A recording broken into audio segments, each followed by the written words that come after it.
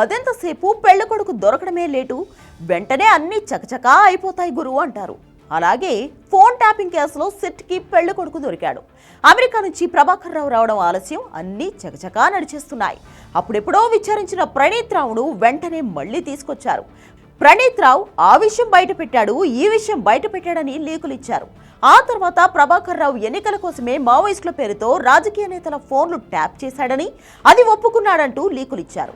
ఆయా రాజకీయ నేతల వాంగ్మూలాలు కూడా తీసుకున్నారు. కొత్తగా జగన్ కోసం కేసీఆర్, షర్మిల ఫోన్ కూడా ట్యాప్ చేయించాడని బయటపెట్టారు. ఇప్పుడు అదొక రచ్చ నడుస్తోంది. ఇలా అన్ని ఫాస్ట్గా మూవ్ చేస్తూ ఫోన్ ట్యాపింగ్ కేసు కొలిక్కి తెచ్చేస్తున్నట్లే కనబడుతోంది. ఇక మిగిలింది ఒక్కటే, అదేంటంటే ప్రభాకర్ రావుకు ఆదేశాలు ఇచ్చింది ఎవరు అనేది చెప్పాలి.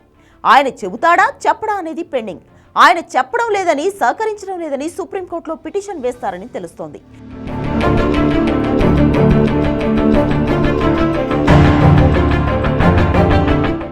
ఆయనతో కేసీఆర్, కేటీఆర్, హరీష్ రావుల పేర్లు చెప్పించడమే తరువాయి. వాళ్ళందరి అరెస్టులు ఉంటాయనేది ఖాయమంటున్నారు. ముఖ్యంగా కేటీఆర్ మీదే కాంగ్రెస్ ప్రభుత్వం ఫోకస్ చేసినట్లు కనపడుతోంది. కేటీఆర్ తప్పులు చేసినట్లు ఎస్టాబ్లిష్ చేసి జనంలో చర్చ పెట్టాలనేది రేవంత్ ప్లాన్ గా కనబడుతోంది. తొందరపడి అరెస్ట్ చేయాలని అయితే అనుకోవడం లేదంటున్నారు. మొదట్లో ఫోన్ ట్యాపింగ్ కేసు అసలు నిలబడదన్నారు. సెక్షన్లు బలంగా ఉండవన్నారు. తర్వాత ప్రభాకర్ రావు అమెరికా నుంచి వస్తే కదా అన్నారు. ఇప్పుడు అన్నీ జరిగిపోయాయి. ప్రభాకర్ రావు పాస్పోర్ట్ రద్దు చేసి మరీ రప్పించారు. ఇప్పుడు ఆయన విచారణ జరుగుతోంది. ఆల్రెడీ శ్రవణ్ రావు కూడా రావాల్సి వచ్చింది. ఆయనను కూడా ఈ కేసులో లోపల వేయడం ఖాయమే.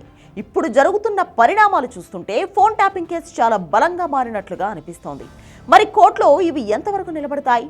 పోలీసులు ఎంత బలంగా కేసును తయారు చేస్తారనేది చూడాలి.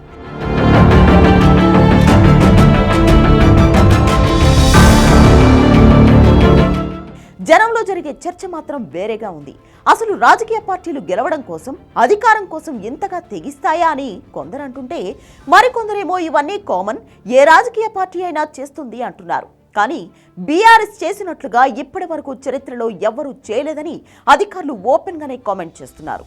పోలీస్ వ్యవస్థను పూర్తిగా వాడుకోవటంలో కేసీఆర్ ఫుల్ కెపాసిటీ చూపించారంటున్నారు. అంతకుముందు చంద్రబాబు, వైఎస్ఆర్ ఇతరులు చేసినా ఒక లిమిట్ ఉండేదని, తర్వాత ప్రాబ్లం రాకూడదనే జాగ్రత్త అయినా ఉండేదని, కానీ ఏపీలో జగన్ కు గానీ, తెలంగాణలో కేసీఆర్ కు గానీ అలాంటి భయాలు లేవని, ఇక ఎప్పటికీ తామే అన్నట్లుగా వ్యవహారాలు నడిపించారని, అందులో ఈ ఫోన్ ట్యాపింగ్ ఒకటనే కామెంట్ గట్టిగానే వినబడుతోంది.